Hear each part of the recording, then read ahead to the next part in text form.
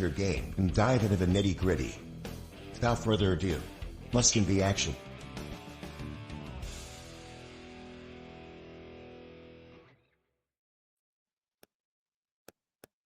I'm busy pondering. The Pittsburgh Steelers have a wide receiver too, baby. A wide receiver too. Meanwhile, I'm over here pondering, thinking, my water is all the way across the room. You got to fix that, brother. What are we doing here? We're just going dry this entire episode. Oh man, just dry. That I don't want to say anything else about that. Welcome to episode 112 of Fantasy Football RPG. I am your co-host, Mike. You can find me on Twitter at FFMikeCash with a K. Joined over here by Evan. Where can they find you?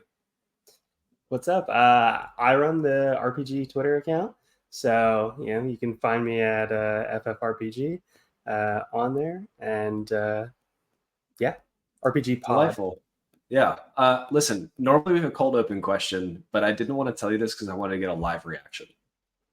If one NFL player ran for president, happy election day. I hope you all voted, do your civic duty or whatever.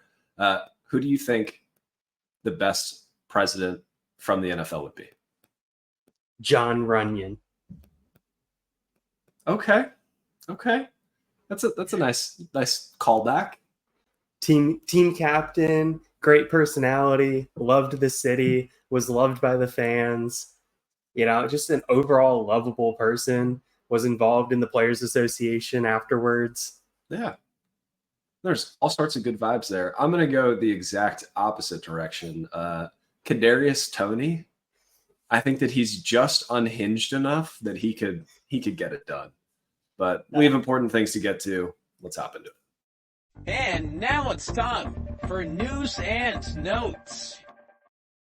All right. Real quick injury recap. This is going to be very funny as we talk about the trade deadline. So Dak Prescott out with a hamstring, expected to be, quote, multiple weeks.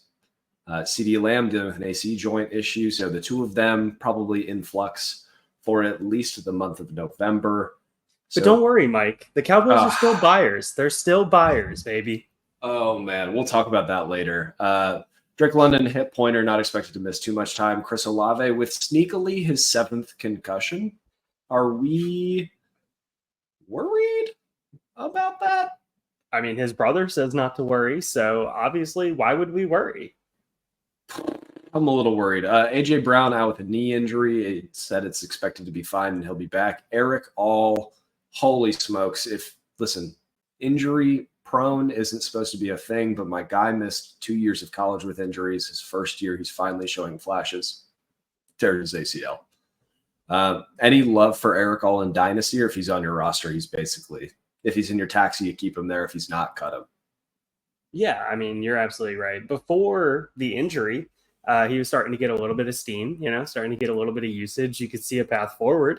But now that happened, that path forward is basically finding a needle in a haystack. My guy is going to end up with 3 weeks of relevance in 2028, and we're all going to be like, I knew it was right, and then he's going to get hurt again. Caleb Williams with an ankle. I don't think he's expected to miss any time, but maybe he should behind that offensive line. Puka Nacua, certified, has that dog in him. Threw a punch. It was pretty soft that he got ejected for it, though. It wasn't like that big a punch. I mean, away from the play, Mike, Yeah, how'd the ref even see it? They couldn't even see Sam Darnold getting a face mask when he had the ball in his hands. So yeah, I mean, they couldn't even see all of the holding calls that Ohio State's defense had against Penn State. I mean, obviously. Yeah. And then last but not least, Zach Moss out with a neck injury, out indefinitely. We hope he gets a good recovery. But all those things lead into, so I want to talk about Zach Moss. The Bengals traded for Khalil Herbert for a 7th-round pick. I saw a very funny poll. Cash, if you're listening, hello. Chase Brown or Saquon Barkley in Dynasty? That shouldn't really be a question. Correct. What is Khalil Herbert? The hurdle that Saquon did? I mean, the hurdle heard around the world? Come on. I wish play of the year? I wish you would have told me we were talking about this. I would have clipped it and put it on the stream. But what does Khalil Herbert do to Chase Brown's value, both short-term and long-term? Not a ton. I mean, he caps the upside a little bit, but if you ever expected Chase Brown to be a 70% carry workload, newsflash, that's not the type of running back he is. Yeah, I think that's the issue is that people saw Zach Moss go down, and tale as old as time, they see a day 3 back with an opportunity, and they're like, he's getting the rock all the time. He's gonna be a great RB2 with some RB1 spike weeks. Maybe just like cool the brakes a little bit. Second and third, he's off my roster. Easy. Jonathan Mingo, you said, listen, Dak Prescott's out for a month. They're already, I think, in 3rd place in their division. Now's the time to push the chips in. And you know when to push the chips in? It's when you can get Jonathan Mingo, former 5th-year breakout great. God, I threw up in my mouth a little bit just trying to say that. I'm not even going to ask it. Jonathan Mingo is not worth rostering in Dynasty. Maybe if you see flashes of life, you can go pick him up off of waivers, but otherwise, dude, he's dead. He's certified not good at football. Yeah, Cowboys pick management is just on point.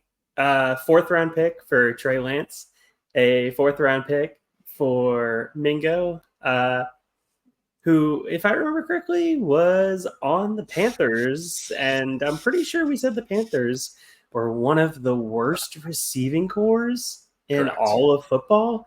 And they got worse. And they did get worse. They got significantly worse. Yeah. Last fantasy relevant ones, and then we'll talk about some defensive ones to talk about how it changes the expectations for the teams. Mike Williams went from the Jets to the Steelers for a 5th round pick. You know I can be not unbiased in this. So tell me, does this impact Mike Williams for fantasy football? Does this impact Mike Williams for what is the impact here for any of the pieces in Pittsburgh? Well, Mike, as somebody who watches very minimal Pittsburgh Steelers football, because I know you're going to watch all of it for the podcast, I'm here for you. Tell me, is Russell Wilson spreading the football around? Oh, no, not at all. It's it's the George Pickens show with some Freiermuth sprinkled in and some Calvin Austin moonshots. Okay. So just as we expected, no, Mike Evans doesn't move the needle. There's no needle moving at all with that trade. I will say, I'm going to take the Steelers hat off for a second, put on the football, podcaster hat on. I think that Mike Williams, as bad as he's looked in New York, probably still like a better wide receiver too than Van Jefferson. And now they can push Calvin Austin to the slot full time, which is where he thrives. So maybe from a team standpoint, it moves them from expected 10, 11 wins to expected 10.1 to 11.1 wins. But real fantasy football, he's a flex hoping for a spike week. Jay, yes, Calvin Austin does play football. And also, hi, other cash. We have too many cashes around here. Let's talk about some of these defensive moves. The Packers traded Preston Smith to the Steelers for a 7th rounder. I'm going to be honest. I feel good about that. I feel very good. I love it. That's a fantastic move. I mean, talk about a guy that isn't going to have to start on that defensive line, is going to be able to come in fresh to be able to spell their other defensive ends, other outside linebackers, the guys on the line, be able to get inside and play defensive tackle on 3rd and longs on clear passing situations. He could even slide inside on some of the first down plays, which I absolutely love the versatility that it gives on somebody that was a very good player for a long time in Green Bay. We are 1 year removed from 3 straight years of 8 or more sacks. We had a streak of 12 sacks, 8 sacks, 4, like a couple of 4 sack years. If we can get 4 sacks out of the, edge rusher 3, edge rusher 4 for a day 3 pick, that's a great move. Marshawn Lattimore from the Saints to the Commanders. The only issue that I have with this is that we don't get to watch Marshawn Lattimore versus Mike Evans anymore. No, but you get to watch Marshawn Lattimore versus Malik Neighbors versus AJ Brown versus CeeDee Lamb. I don't think he matches up as well against them. Lattimore's whole thing is that he can stop big, like he can stop AJ Brown, maybe. But AJ Brown is faster than Mike Evans. Like The reason Sure. that Lattimore does well is that he's physical and can contest catches at the catch point. Dude, Malik Neighbors is going to have him grabbing for flags in the backfield. Like, not a good Okay. move. Well, good move. I don't Have think you he s- matches up well. Have you seen the Commanders' corners? One of my first articles for Last Word on Sports, self-plug, go to Last Word on Sports, check out some of those things, was that Emmanuel Forbes was one of the worst picks of the draft. Mm-hmm. You just don't draft a 165-pound corner unless they have elite skills somewhere else, and he was like a fine corner everywhere else. So, yes, it is an upgrade. It does help the team. I love the idea of pushing in the chips and, like, you're on a rookie quarterback contract window. Like, go have fun with it. Enjoy the ride. I just think from a football skill set standpoint, Lattimore matches up terribly against the NFC East wide receivers. But you're looking at it saying we need somebody to take A.J. Brown and at least put up a fight and keep him under 70 yards a game, which under 70 yards against that Philly offense for A.J. Brown when they play the Commanders, which they still have to do twice this season still to come. That's a huge win. Yeah. So let's talk about one more. Let's do two more because we got to talk about a sad boy. But Zadarius Smith and a 26th 7th rounder from the Browns to the Lions for a 25 5th. The Hutchinson injury. I mean, this is big. Like, don't get me wrong. Zadarius Smith has been flying under the radar in Cleveland. He has been good for Cleveland. The team's been bad. So it's just unfortunate when you have good players on bad teams and being in Detroit in a winning franchise in a team that's going to allow him to be able to get after the quarterback, which is what he does best. Yeah. And be able to do his little bear crawl on the ground, his little army crawl to get up to rub his belly after every sack when he's just munching on those quarterbacks over there in their division. Do you think does this signal that the Browns are just like completely folding it in for 25 and probably 26 or? Yes. Yeah. And guaranteed 25, and the odds that they find a franchise quarterback in the near future with their history of drafting quarterbacks, Godspeed. I mean, luckily they have really good receivers to. All right, that's end of that. Tre'Davious White. Look at that. Yeah. Tre'Davious White from the Rams to the Ravens. We didn't even include the pick compensation. I think they like swapped 7th rounders up a year. I want to hear your thoughts on Trey Smith before I talk about it because I think I might be mean. Okay. Well, the Ravens needed to do something. That is how I'm going to put this. If you look at the Steelers, I'm pretty sure the Steelers have a points against, and I get it. Games are a little bit different right now. Everybody hasn't had a bye, blah, blah, blah. But I'm pretty sure the Steelers have given up 100 less points than the next team in this division. Something close to that. Yep. If the Ravens want to stay in this hunt against the Steelers, they're going to have to figure out that secondary. It is a little less than 100 points. So the Browns are the next closest at 94 points away. Look at that. All right. But we were close. We're in the ballpark. I will say that's not fair to measure them against the Steelers because they are the second best in the AFC, only behind the Los Angeles Chargers, who they beat. But yes, so I do think it's an upgrade. Do I think Trey White is the corner that he used to be with the Bills? The lockdown, shutdown corner? No, he's not that. But he is a fine CB2 that can fall into the CB3. Yes, I get it. They're paying him more money than a CB3 typically would. But when you're a championship team, you don't care about that. You go find the guys that can negate a wide receiver on their own to allow you to be able to roll coverage to the other side against the number one wide receiver. Yep. Okay. My quick rant on Trey White. He is all-time names you can know right now. He tore his Achilles week 4 of 2023. When we talk about what that does to the athleticism of a player, we're worried about it for running backs. We're worried about it for quarterbacks. We're worried about it for wide receivers. Like we always talk about this from a fantasy football perspective, but the ability to accelerate, change directions, and maintain your balance in and out of cuts, That is so, so, so important to a corner, probably more than any position in football. So the idea that this guy is a little over a year removed from a very serious injury, he's already 30 years old, 29, somewhere around there. Like, is he an upgrade over Marlon Humphrey? No. Is he an upgrade over a healthy Nate Wiggins? No. Is he an upgrade over Brandon Stevens? Maybe. So if you want to use him as a CB3, that you're really just using his brain in a zone coverage, that's fine. If you try and get him out there and match him up man to man, it's going to be a severe mismanagement of the player. At the cost I got him for, it's worth it. But I just think a lot of people are like, oh, Trey White to the Ravens. Like, they're pushing all the chips in. Like, nah, this is like a depth piece move. It's a filler move. It's a filler filling out that hopefully championship roster. Yep. But speaking of championship rosters. All right, let's switch gears. Roll for initiative as we dive into this week's segment.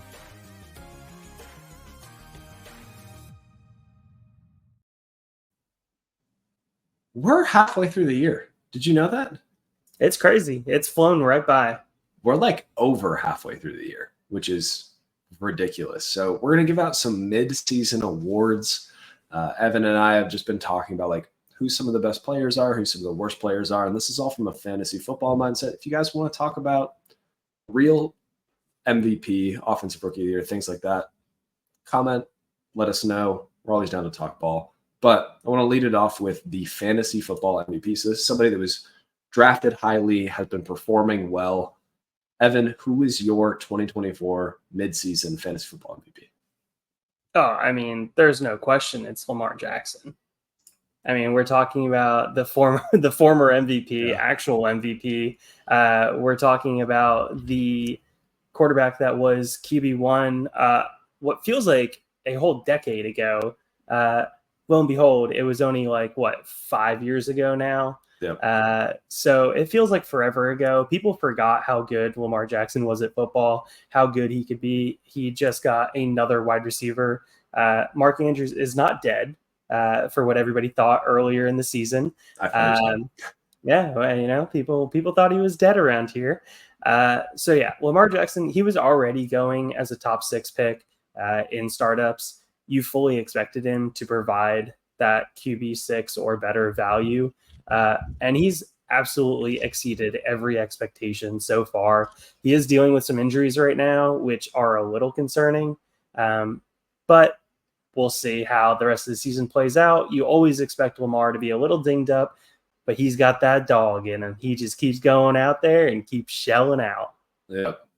I love the Lamar Jackson call out, but I'm actually going to pick somebody else in the Baltimore Ravens offense. So we talk about, there's been a couple of quarterbacks that are close to Lamar Jackson, plus or minus a couple of points. Derrick Henry, for where you drafted him, he's the RB1 on the season. He has 201.5 fantasy points. There's no other running back with more than 200. There's another quarterback with more than 200. There's not another running back. So I think for where we were drafting him, you were like, oh, he's maybe the RB8, RB9. He started falling down draft boards because, he's old.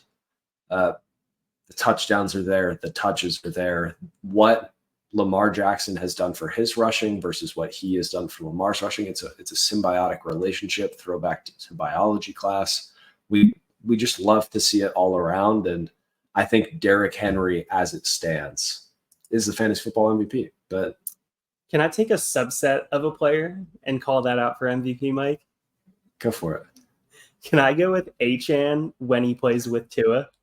Achane with Tua is fair, but when he's not with Tua, it's ugly. It is garbage. It's so sad. It's Achane with Tua, Brock Bowers with anybody. We'll talk about him later. I'm trying to think about what other players you're able to just be like, yes, when this guy is playing and this guy is playing, we're in. But let's talk about next up, our best value pick. So this is somebody, maybe a little later, wasn't really on your radars. Now, who's the best value pick? Oh man, it's before the injury. I'm going with Nico Collins. So Nico Collins was going give or take late fifth in most startups this past season. I think he's clearly vaulted into a top 7 wide receiver at this point. I think that's pretty clear. Which, if you look at how most startups go, top 7 wide receivers, typically you're through the top 7 by the end of round 2. Yeah. No, that's multiple rounds of value. Also had Derrick Henry on here. Very much what you already talked about, Mike. I mean, he has been the king of kings for this season so far. He shows no sign of slowing down. He shows no sign of all of the wear of all of the carries that are on his body, not just from the NFL, but let's also remember at Alabama, pretty sure he had back-to-back games of 30 plus multiple times in his Alabama career. So there's plenty of carries on those legs. He's been doing great. He's having a fantastic season, returning tons of value. I think, don't check my math here, but I think he's over 5,000 career carries going back to high school. Comfortably. Like, I think he's closer to 6,000 than 5,000. But my best value pick, I'm going to go a little different direction. I want to talk about a quarterback. People wrote him off. He didn't write back. No, it's not Geno Smith. It's Baker Mayfield. There was a time last year, let's rewind 18 months. We were having arguments over whether it would be Baker Mayfield or Kyle Trask as the starter. Now, Baker Mayfield has a long-term deal, and I just want to read off what he did in this last game. No Mike Evans, no Chris Godwin, playing against the Kansas City Chiefs defense. My guy was 23 for 31 for 200 yards and 2 touchdowns and added another 20 on the ground. He took the Chiefs to overtime. Yes, he lost, but he is very clearly the guy in Tampa Bay until further notice, which in Dynasty, having the guy is very important. And then in redraft, you want to go out on a limb here? Who are the top 5 quarterbacks in redraft this year? Don't look at it. No, I see you looking at your phone. Don't be doing that. Oh, I'm looking at a previous draft, Mike. We're going to go Hurts at 5, if I remember correctly. Might be he's 6. A 6. He's a 6. Okay, he's at 6. Baker's up there. Lamar's up there. Let's just do who's the top 2. Who do you think the top 2 are? Oh, the top 2 are Lamar and Baker. And who? Baker. He's just making some cakes over here, baby. Baker is closer to Lamar Jackson than he is to the QB3. Okay. Imagine saying that a year ago. Okay. I love him. I'll accept no feedback. I was the only one on the show that said Baker Mayfield, not Kyle Trask. Shout out to Corey. I love you, buddy. But let's talk about a little sadder thing. Biggest turd. So this is the worst pick in fantasy football. I went from a redraft mindset. I don't know if you went from Dynasty, but I'm curious to hear who you think the worst pick was. Okay. I did go from a Dynasty mindset. No, it's good. Crazy enough, and maybe I'll get some slander for this, I'm going CJ Stroud. He was being taken as a top 3 pick. Why? You have a quarterback that doesn't have legs. Okay, fine. He has legs. They're not stubs, like the Black Knight. He's not going to say that he's going to bite off your head. None of that. No. He's CJ Stroud, who everybody said he had great weapons around him. Fantastic. Love that. But they also brought in Joe Mixon, who is being pounded into the ground with how many carries they're giving him. Let me see. They still have a defensive head coach, defensive-minded. The season just hasn't played out the way that most people thought. Nope. And I am so happy to have gotten out of all of my CJ Stroud shares. 2 for 3 of them were traded straight up for Jalen Hurts before the season. I love it. Fantastic. Yeah. I don't understand why people were drafting him as highly as they were in Dynasty. I put out a tweet, ruffled some feathers. I was like, oh, remember when we all drafted CJ Stroud as the QB4 in fantasy football because he was cool? Like, he was going to have to throw for a historic season, and betting on historic seasons is never ideal. dynasty, redraft, whatever you had it, CJ Stroud was a bad pick this year. I want to talk to you. So I have two options, and I need you to pick for me. One is a running back that we were drafting in the first or second round that is now the RB 40 on the year and being out produced by his backfield mate. The other was a top 3, maybe 4 pick at wide receiver and is now tucked. Here's some names that are around him. Tyler Lockett at age 90, Rashad Bateman, Darius Slayton, AJ Brown, who's only played, I think, like 1.5 games. So which one of those is a worse pick? Give me the wide receiver. That would be Tyreek Hill. Wide receiver 31 on the year. It's because of the Tua injury. Obviously, we don't love to be mad at him for that, but the offense is pitiful without Tua. And without that ability to move the offense, we were texting about it during a Dolphins game. Like, they're not even trying to give him screen passes. They're not trying to give him quick slants. Like, he just disappears into the Netherlands. And the other option was Travis Etienne. Everybody thought he was a locked and loaded dynasty RB1, and now he's out there. This is a resident Dolphins fan. Reek has sucked with Tua too. Yes, he has. But I think he had like one good game, which is nice. But The first game of the year. yeah, but that was fun. All right, let's get into our next one. We have Fantasy Football Rookie of the Year. I think we're going to agree on this one. It's Brock Bowers, right? Oh, no, Like- it's Jaden Daniels. Brother, it's Brock Bowers. No, sorry. All right, give me the case for Jaden Daniels. Jaden Daniels by the fantasy community has been vaulted up to a top 2 quarterback in the same talks as Josh Allen. He is one of the premier passers right now, premier just distributors in a college-run offense by Cliff Kingsbury. So you know that he's going to distribute the ball all over. He has Terry McLaurin looking like the top 10 wide receiver, top 15 wide receiver maybe, that we all thought that he was. Yep. Okay, they traded away the head case of Jahan Dotson, so that only makes him better. Love Was that. Dotson a head case? Dotson was just an issue for that team. Former first-round pick, never produces. I just never thought he does sucked. anything. Okay, probably. He probably just sucks too. Most Penn State wide receivers do suck. So, it's pretty hard unless you're Allen Robinson, early in your career, Allen Robinson. But we digress here. Yeah. You have the rushing ability. Most rushing yards for any quarterback in the league right now, Mike? He is second behind Lamar Jackson. Lamar. But Lamar's played an extra game, I think. Okay. All right. So most per game, pretty sure, rushing yards of quarterbacks. Quarterback's the most valuable position in Superflex. It's impossible for me to say that there is any higher of a value rookie pick than having taken Jaden Daniels this past season. Okay. I think we're 4 values into this, and maybe we should have talked ahead of time. You're from a dynasty perspective. I'm from a redraft perspective, which will be good for everybody at home to understand where our heads are at. Jaden Daniels is being drafted fringe QB1. Very excited about him. Brock Bowers was drafted all the way down QB 10 or tight end 10, tight end 11. He is the tight end 1 with a bullet, playing with some of the absolute biggest goobers in the NFL. My guy is out there catching passes from Gardner Minshew and his beautiful mustache or Aiden O'Connell with a broken wrist. There's nothing to love about the Raiders offense other than Brock Bowers.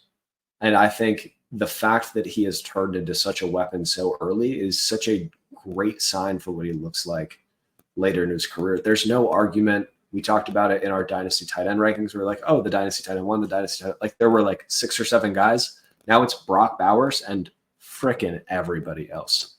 Like, there's probably a tier of a couple of guys you can be excited about, either for promise or for age or for points now. But now, if you want promise and points now, it's Brock Bowers all the way through.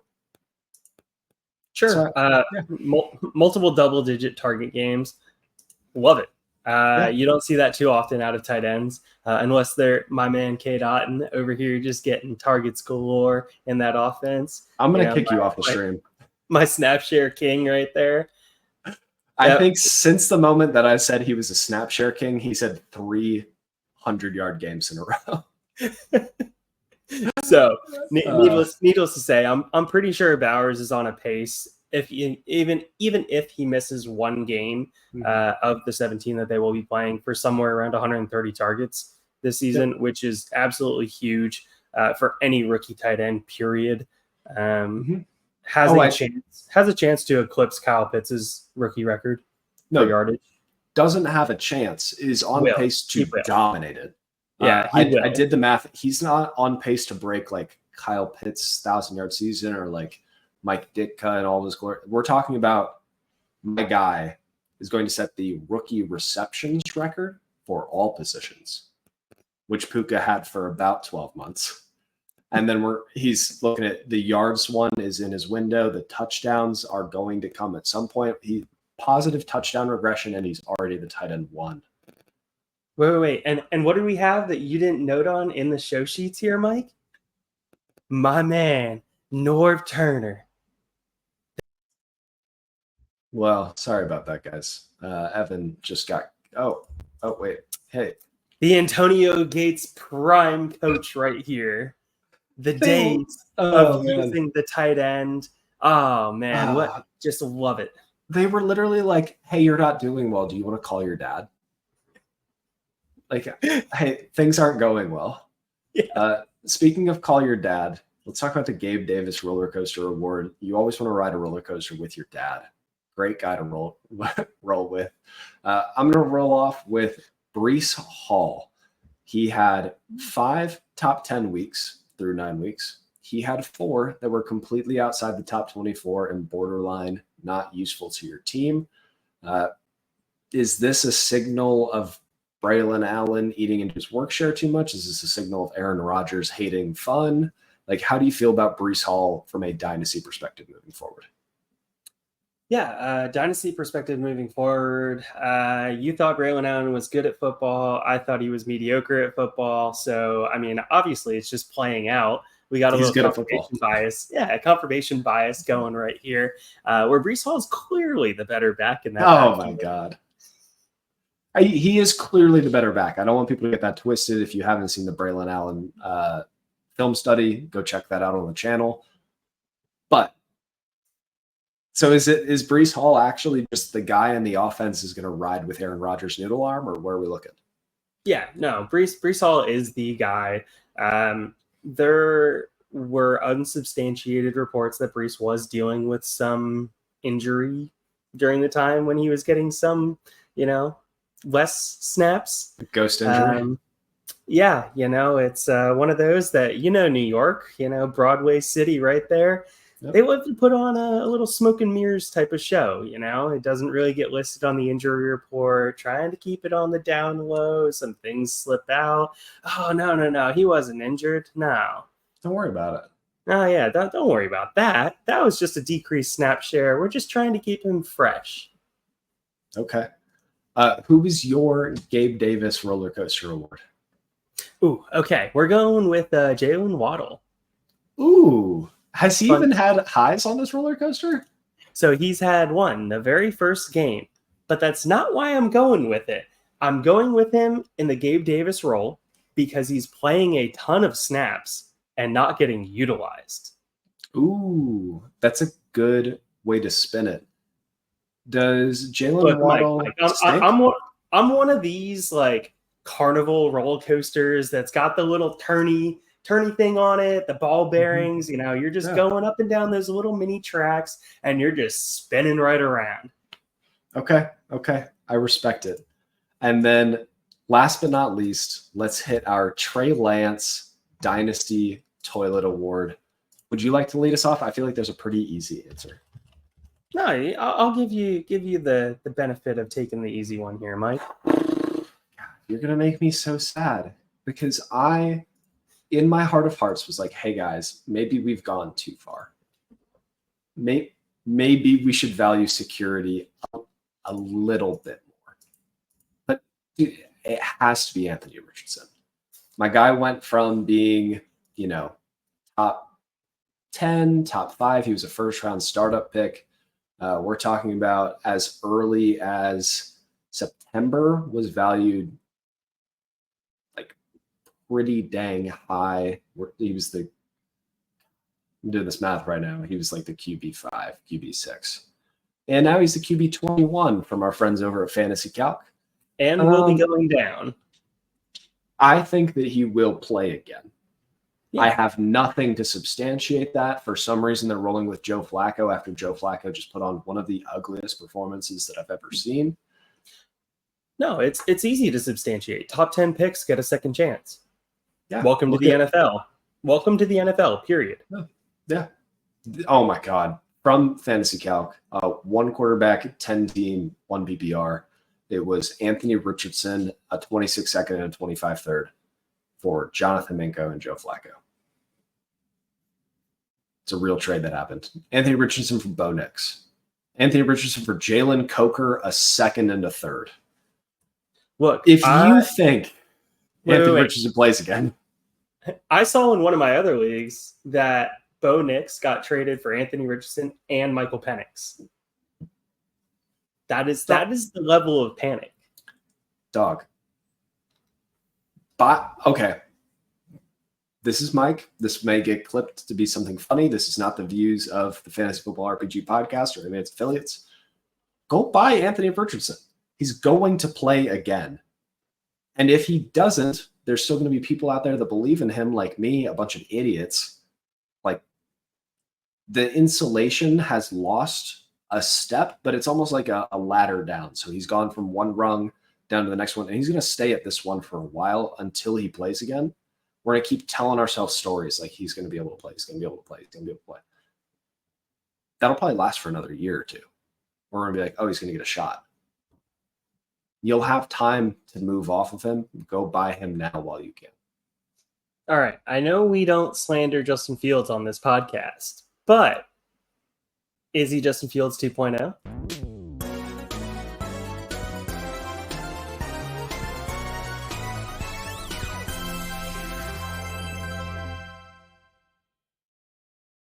He's not, because Justin Fields had windows where he looked like maybe not a good NFL quarterback, but a competent NFL quarterback, and was scoring you fantasy points.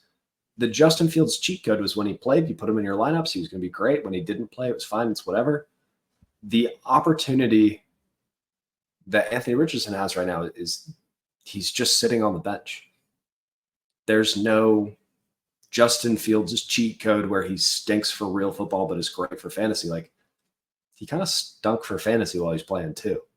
Maybe he can learn how to read a defense while he's sitting over there on the sideline.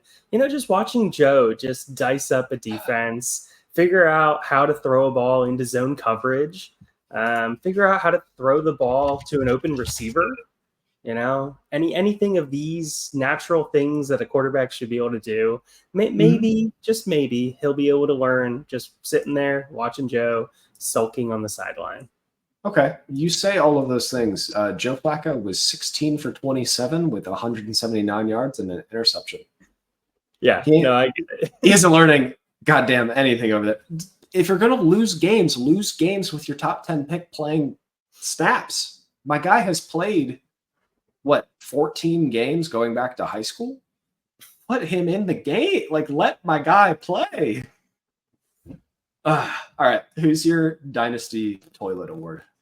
Bryce Young, he's dead. I don't know. Looked pretty good on Sunday. Don't care. I don't care what you're saying. Bryce Young is absolutely dead. And I know you tried to buy him from me for 2/3, and I rejected it because Principle. Because of principle. Yeah. You have a former number 1 overall pick, but woof. Like, if you thought the QB guru was going to be able to figure him out and get him in a position to be able to read a defense, deliver a ball on time, see over offensive linemen, see through offensive linemen, which I hear, are pretty hard to see through because they're just giant human beings. Maybe he needs to get some x-ray vision. Maybe that might help. Go to the superhero maybe go find Cam Newton and his Superman costume And just ask him, like, how do I get heat vision? How do I get X-ray vision? Supersonic hearing, so he can, hear a defender closing down behind him from his blind side. I think it says a lot that the quarterback guru that fixed Geno Smith allegedly, fixed Baker Mayfield allegedly, saw 3 games of Bryce Young and was like, I can't fix this. We need to move on. Right. That's a freaking red flag, to say the least. That is the last of our awards. Bryce Young is dead. Anthony Richardson, I still have hope, but the toilet has started to spin. You want to talk about anything else tonight? I don't think so. I think there's a lot of other things going on in the world tonight, Mike, that people could be interested in. That's fair. But if you're listening, thank you very much for tuning in. Head over to our friends over at BetMGM. Use code LWS250. Get a little welcome bonus of $250. You must be 21 or over. Be sure to call 1-800-GAMBLER. And also, Evan, I love you. Love you. Thanks for listening to another episode of the Fantasy Football RPG Podcast. You can find us on Twitter at FFRPGPod and at FFMikeCash with a K. Don't let the goblins get you. See you next week.